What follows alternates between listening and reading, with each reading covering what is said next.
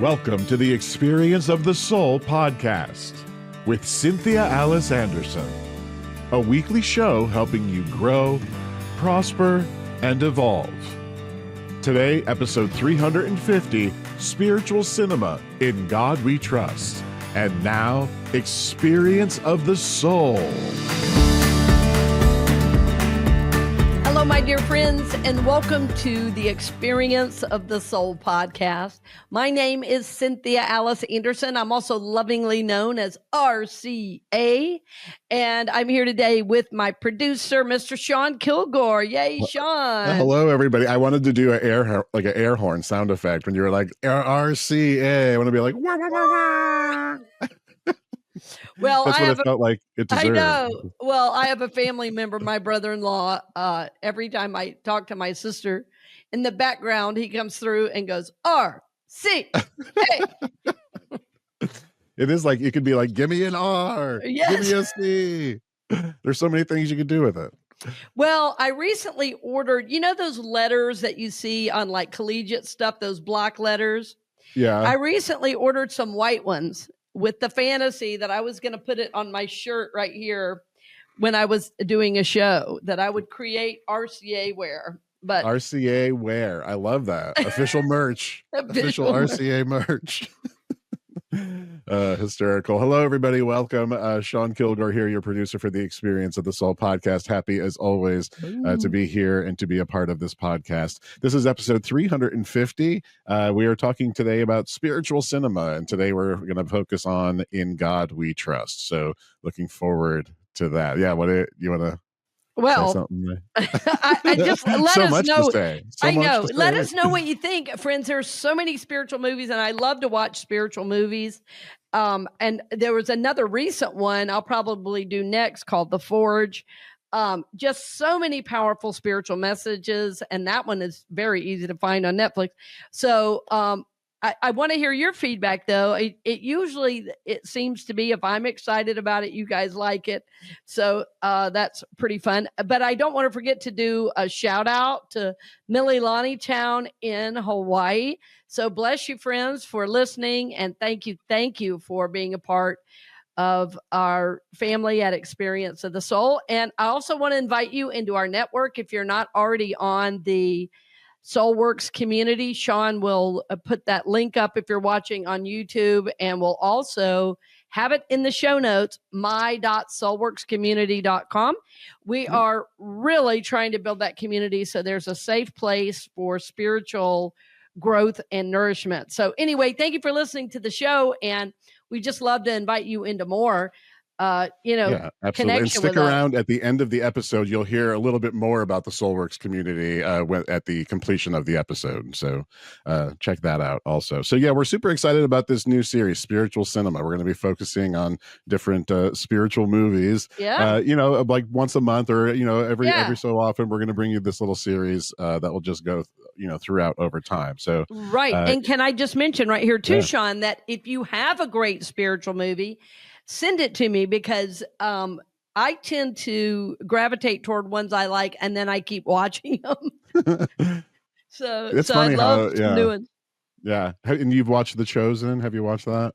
Oh, I'm a big fan of The Chosen. We're going to do The Chosen also. Excellent. Chosen. I have Prince of Egypt. I think I had asked you about Prince of Egypt if you had watched, because it was a movie, and the music was written by the same guy that wrote Wicked. And it's beautiful music, a beautiful telling of the story. Yeah.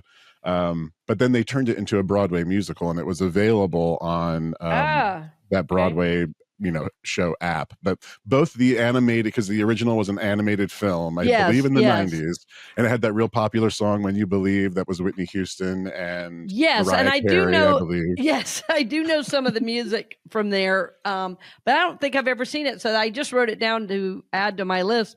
One of my favorites, though, was Joseph in the Amazing Technicolor Dreamcoat as well. I used to watch that one over and over and over again, the Donny Osmond. Yes, I have it memorized. VHS. I think I had it on VHS. I still do have it on VHS. Nice. Excellent. Well, with that, let's jump into this one, Spiritual Cinema. This is the first in our series of Spiritual Cinema episodes. In God We Trust. In God we trust, my friends. And that, very honestly, that is my work right now. I'm not trusting much in in the leaders, but I'm trusting in God, and God is my ultimate leader. I will say it this way: God is my president, God is my source, God is my everything. And I thought it would be very fun to explore this short film called In God We Trust, from the year 2000. And it is the first in our spiritual cinema series. Having said that, I have done many movies years past in my ministries, and we will be doing one coming forward, going forward as well, as we mentioned. And the other idea we have, so I would really want your feedback on this. We want to do some watch parties where we get together on the network, we watch the movie, and then do a discussion. And of course, things like that are free. They're just ways that we can connect, on the spiritual journey and support one another. It's so important right now to be giving and receiving support for those of us seeking to do God's will and God's work in the world.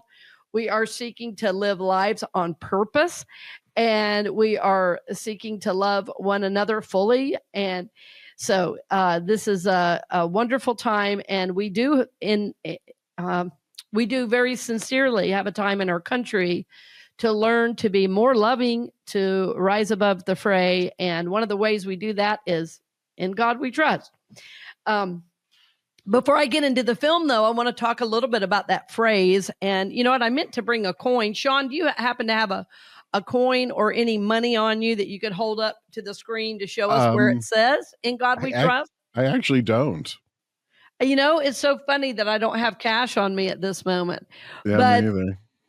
Can we, hold on. Can we pause?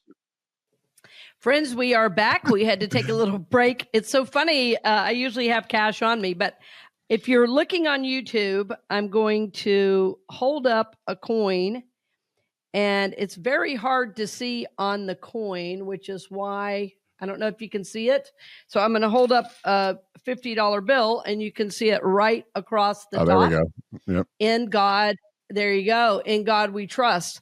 So what's interesting is, even though this is about the movie is not about the coin at all, but it features prominent in the movie. So I wanted to give you a little background about this phrase, in God we trust, because many people today think that this phrase is our country's motto, but the real motto of the seal of the United States is E pluribus unum, which is the direct translation is out of many, one. Out of many, one. And this idea of in God we trust did not come along and was not printed on money until the 1950s. And E pluribus unum was, I think, 1780. Anyway, very, very early in our country's history, E pluribus unum. And the idea was that no matter what our background, we were one. And the idea of in God we trust came along later as the nation became more Christian, and that was placed on the money at that time. That said, both phrases, I think, might bring us into an awareness of why a theme like that is important for our country.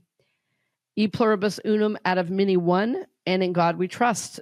So both of these things, both of these ideas and phrases lead us to the idea that we are connected, that we are one in our humanity. And certainly in America, we are one as Americans, but I take it, of course, past that. We are one as souls, and we are one in God. And even we say we are one nation under God, right? So, but not only one nation, one people under God. So this is the worldview I have. My worldview is we are one, we are connected. It doesn't matter to me if you're black or white or young or old or gay or straight. In God, we are one. So this first movie, In God We Trust, that I saw many years ago, like I said, it's 24 years old now. And this idea of in God we trust, it was in the movie, the main character was looking at a coin and has something terrible happen. And he gets a little bit of a new view of his life. And so ultimately, the movie is about how each action has an importance, how each action has a vibrational reality in the soul, and how each action has a consequence.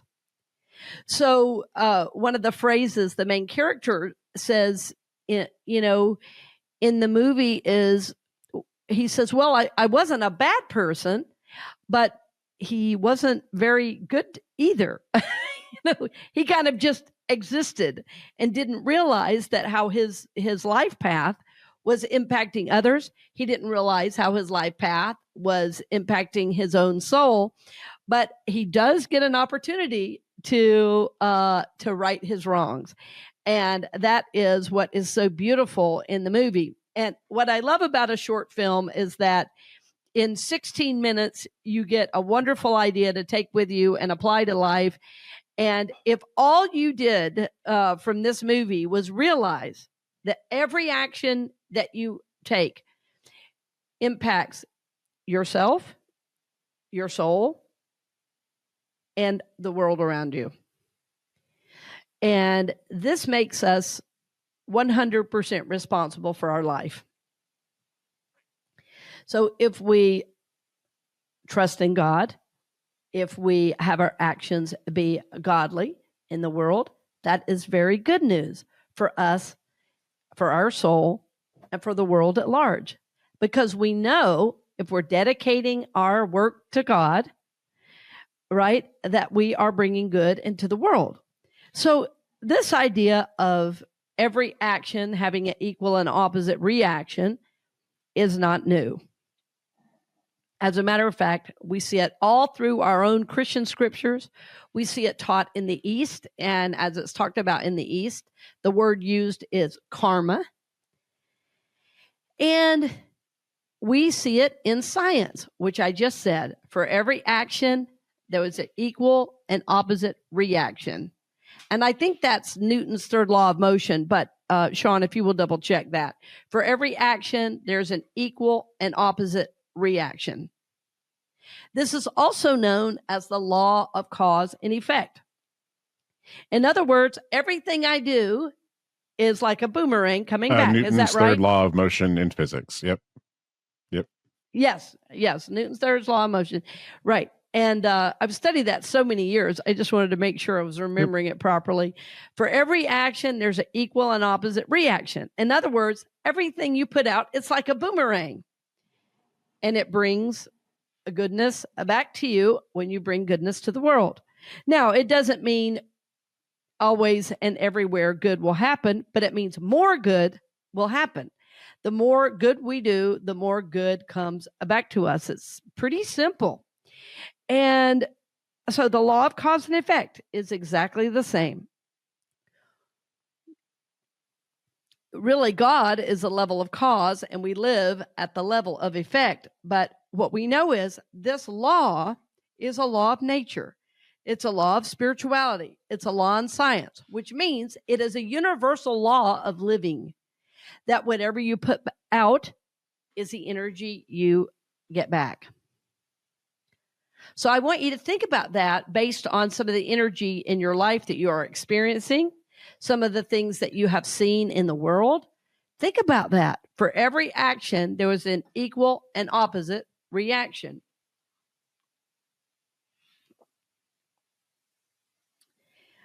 There are consequences, and consequences can be good or bad. I think we think of that word as charged negatively. And I guess I don't know the true root of that word. I think a consequence simply means, actually, Sean, let's look that up. I'm not meaning to put you on the spot so much today, but that word consequence, as I was talking, I said, we usually think of that as negative, but is a consequence necessarily negative? In other words, something is going to happen based on what you do. The definition is as a result. Exactly. Okay. That's kind of what I was thinking, that there's not really a pejorative to it, even though that's often how we view it. But what is the consequence of saying I am one with humanity? What is the consequence of saying there's a you, or there's a them and there's an us? When you create division, you start to see division, and division is what you experience. If you believe there is goodness, there is wholeness, there is love, and that's what you put out, you will begin to see more of that. And so you say, well, why are we seeing what we are in the world right now? Because of what the energy we put out. It's that simple. It's that simple. So we want to be very, very clear about our actions and our intention. That's another thing in the movie that I think is so important, because once this soul realizes the importance of his actions, things change like in a moment. And he becomes a different person, realizing that he has a responsibility to play, a responsibility not only to himself, but to the world at large. So I love seeing his transformation, especially in such a short film. And it's a great reminder to all of us. What are my actions saying? This friend of mine says it this way: if someone were watching you on TV on silent, what would they say about your actions? Yeah. Yeah, think about that one. So every action we take in God with that intention to serve God, to love God, and the idea that was brought to me about 20 years ago was that I could dedicate all of my actions to God. And if we dedicate our actions to God, we're not creating good karma or bad karma. We're creating no karma, which is the goal. Of course, we live in a world of good karma and bad karma, of up and down, of right and wrong, of left and right, And so we often, remember I said we live in the world of effect. So if I do good, good's going to come back, right? And so, but our higher intention really matters, and that comes forth in the film as well. At the watch for it, if you watch this film at the very end, and you have to watch it on a streaming service. I think it's on, it's not on like Netflix or Amazon. I think it was on Vimeo. Sean will share the link in the show notes, but just watch at the very end. Don't miss it. How that intention really makes a difference. So I want you to think about your actions over the last week, month, year. And how has that moved you forward on the journey? How has it blessed you? How has it blessed others? What were some stretches that you might want to work on? What were some ways that you may have limited yourself based on negative feelings or energy? And this is good to note, because we've all had, and we all have on a daily basis, thoughts and feelings that are less than perfect and less than holy. This is part of the human experience. But what we want to do is lift those into the light of God and see what those are. As we see what they are, then there is hope that we can heal, that we can grow, that we can learn, and move forward on the spiritual journey. Can you imagine what life would be like if everyone chose to be responsible for their actions and knew that every action towards love, every action towards kindness to humanity, every action towards the sacred and the holy? Can you imagine if every person just in the community where you live, like just keep it small, what if everyone in the small community where you lived did that? What might change? What might change?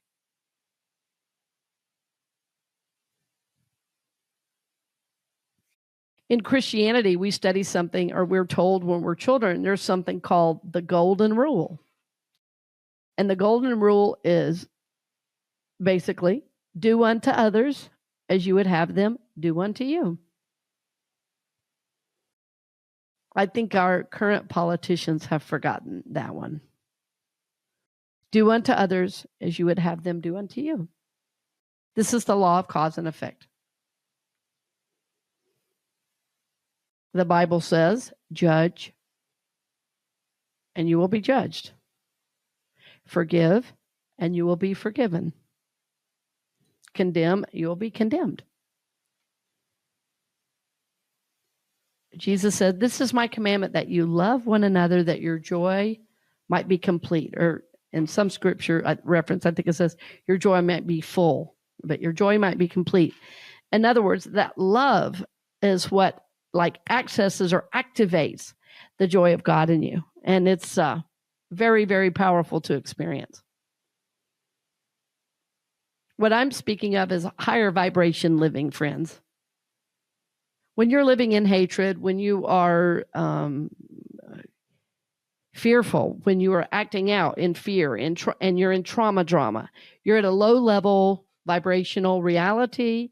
You are not expressing your oneness with God. You are not acting from the soul. You're acting from the wounded self, from the lower energies, from the lower vibrations, and you're not moving your soul forward. In essence, you are holding yourself back. One of the things the movie does that I really love is that it gives scores based on certain actions. And I love to watch the score go up as the character learns to act more in alignment with the good that God is and the good that he is, that he begins to realize. One of my former teachers had something, I'll see if I can find it to put in the show notes, but it was something called the karmic scoreboard. And it was a lot of fun because we as a group years ago we were given a karmic scoreboard, and then we had to bring it back next week to see how many things we had done consciously to improve our karmic score.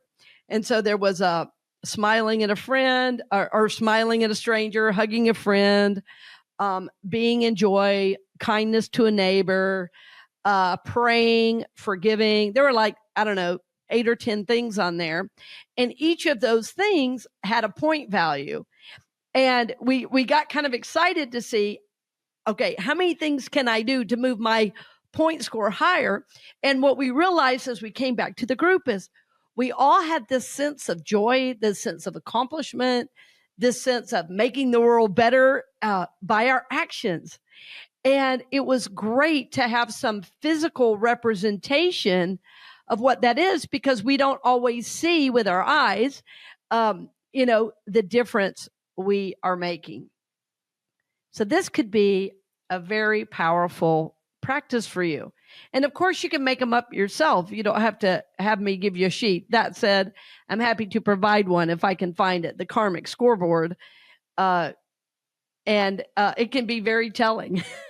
and having said this, remember that you're only supposed to score yourself, not everybody else. Okay.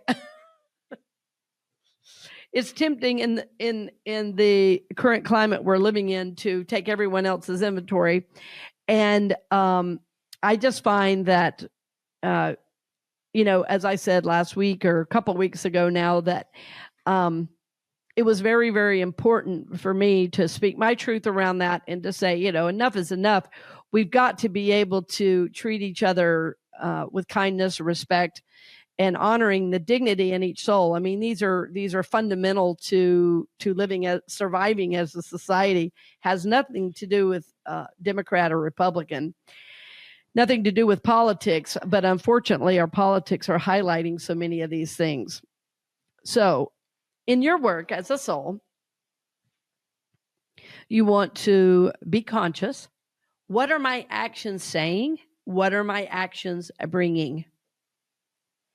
This is taking 100% responsibility for your life and for your world.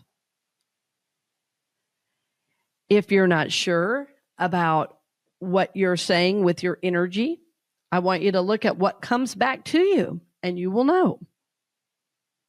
You will know. You will know by the people in your life. You will know by the energetic vibration of your life. You will know by how much joy you feel. If you are not in joy at some point every day, there is a work to be done on your end. You may have to change some of your behaviors. You may have to change some of your attitudes. You may have to change some of your habits. You may have to unplug. You may have to, quit having your phone in your hand all the time on social media, looking at what was the recent thing somebody said about this or that. It's like you want to be informed, but you don't want to be brainwashed. It's like the brainwashing is so subtle that we get online. It's crazy. So I want you to set some intentions around, okay, how was, like, just get clear with yourself. How was this action as I go through the day? How was that going out in a ripple effect to first to affect someone else? And then how is that going to come back to me, impacting both my feelings, impacting my soul journey, impacting how I feel? How is that going to impact me and my world simply by how I walk through the world? So keep in mind, there is no small action. There is no large action. There is simply action. Every action has with it a vibrational reality. Every action has with it a consequence. Whether that consequence is positive or negative is up to you. But the best way to ensure either good karma or even no karma, which is the goal, is dedicating everything you do to God. And friends, as you start with this intention, dedicating your actions, dedicating your work, no matter what it is, dedicating your life, dedicating your parenting, dedicating your church going to God, then you are going to receive back more goodness, more wholeness, more joy, more love, more goodness all the way around. And isn't this what we want more of? More joy, more love, more forgiveness, more peace, more understanding, more faith, more healing. In God we trust, my friends. In God we trust. Understand that each action has a consequence. Each action has a vibrational reality that not only impacts you and your soul's journey, but the world at large. It's very hard because we can't see exactly what that is. But as you start to be intentional about it, as you start to dedicate those actions to God, you will begin to see more and more how those impacts are blessing people. You'll see more and more how those actions are bringing love and light and awakening and illumination into your life. They will also bring more love, more understanding, more compassion, more goodness, more peace into the world. And friends, as you know, this is needed at such a time. So if you ever wondered if the good you're doing was making a difference, the short answer is yes. Yes, it is. If you want to do study on some of this, I would encourage you to look up karma. I would encourage you to look up the Golden Rule. And if you still aren't sure, get a Bible that's a red letter edition Bible and read only the red words of Jesus. And you will see this idea over and over and over again. Jesus was about turning society's rules upside down and bringing in the higher energies, the higher awakening, the higher teachings, which was really the idea that we are one. We are one. So in God we trust, or as I was saying earlier, e pluribus unum, out of many one. In God we are connected. In God we are one. And friends, my hope for you is that you will continue to know this. And I hope you'll take some time and watch this fun short that was made in 2000. It's a funny film. It can be at times lighthearted, but it most certainly will serve as a reminder that your actions have a reality. Your actions have a consequence. And that consequence will come back to you, whether you want it or not. So the idea is to do good in the world, to bring love, bring peace, bring forgiveness, always intending to dedicate our actions to God. So my friends, thank you so much for listening today. I can't wait to hear what your movie ideas are. And I look forward to seeing you next week. Blessings on the journey, my friends. We hope you've enjoyed this episode of the Experience of the Soul podcast with Cynthia Alice Anderson, helping you grow, prosper, and evolve. This podcast is made possible because of listeners and viewers just like you. If you would like to support the podcast with your tax-deductible contribution on an ongoing basis or through a one-time gift, head on over to experienceofthesoul.com/support. The Experience of the Soul podcast is copyright 2025 Cynthia Alice Anderson, all rights reserved, and is produced by Sean Kilgore.